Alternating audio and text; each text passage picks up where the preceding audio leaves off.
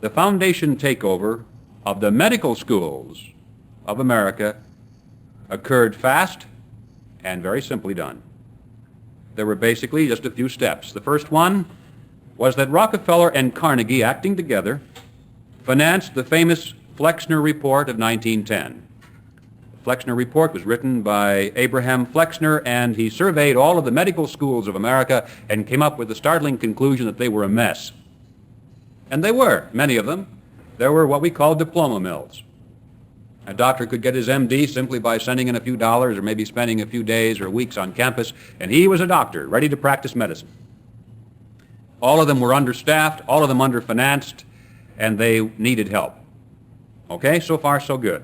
The Flexner Report, financed by Rockefeller and Carnegie. Remember, efficiency in philanthropy, they weren't going to do this until they had a way of getting it back. This dramatized the need for reform.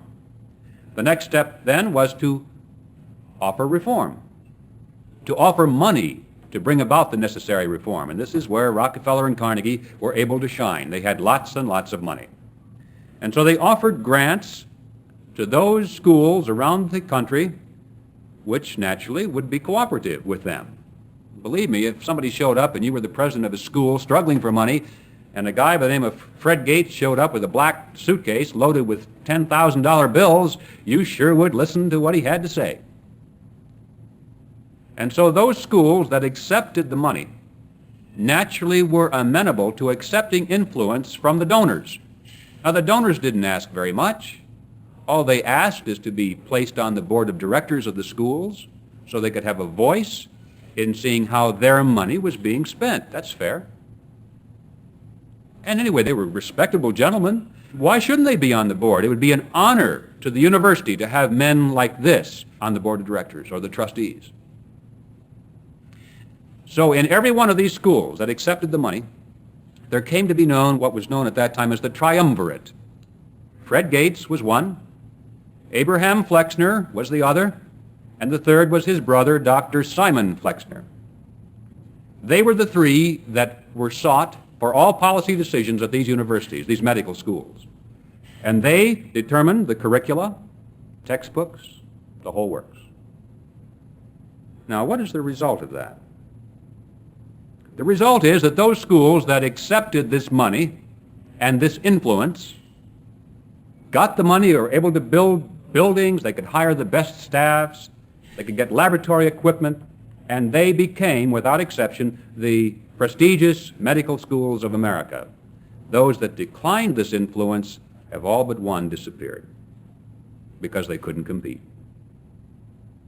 The schools that teach medicine in America today were molded by the hands of men who were beholden to the drug cartel. So the result of all this is fourfold. First of all, the technical quality of medical education in America was upgraded, and that is a blessing. They did a good job on that. Secondly, the staffs and the curricula at these medical schools now lean heavily toward drugs and drug research. Third, the orthodox medical treatment of choice for almost every illness or ailment includes a prescription for one or more drugs. No matter what you go to your doctor for, chances are you'll walk out with a prescription for something, because that is what he has been trained to do. And interestingly enough, these prescriptions, you do not go out and fill them on the competitive market. This is not a free enterprise proposition. You get them through prescriptions. You do not shop for price. There is no competition. You don't even know what you're getting half the time. It's a beautiful, locked-in system of no competition. And fourth, most physicians will admit this, and by the way, if there are any physicians in the audience, I know I'm probably getting you mad at me, but these are the facts.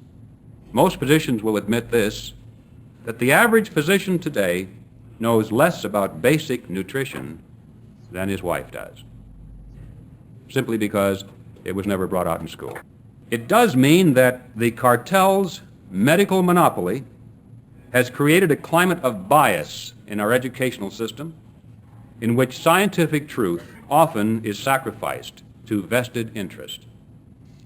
You see, if the money is coming from drug companies, or indirectly from drug companies, the impetus is in the direction of drug research. Now, that doesn't mean somebody blew the whistle and said, hey, don't research nutrition. It just means that nobody is financing nutrition research.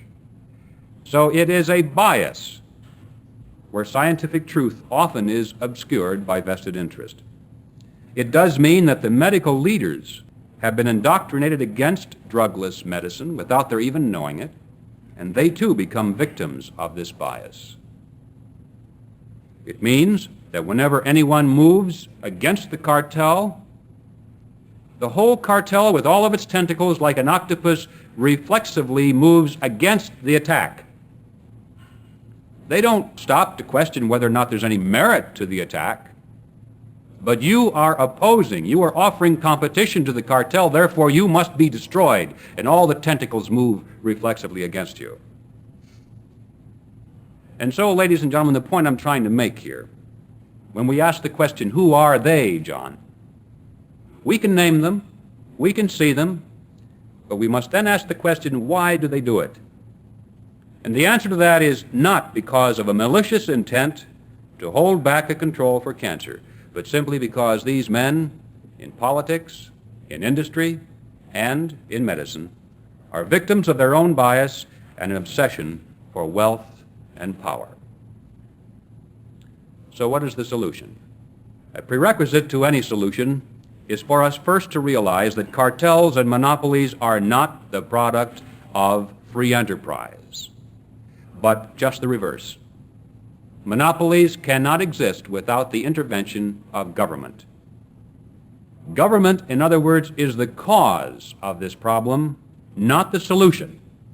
And any time somebody says, well, we need the FDA to step in here and do something about this, or we want our congressman to do something about this, you're barking up the wrong tree.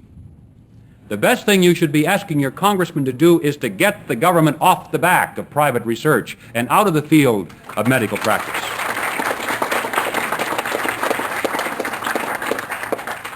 Solution, therefore, is to break the cartel's grip over our own government and then to reduce the size and reach of that government so it cannot be used by anyone else as a mechanism for dictatorship.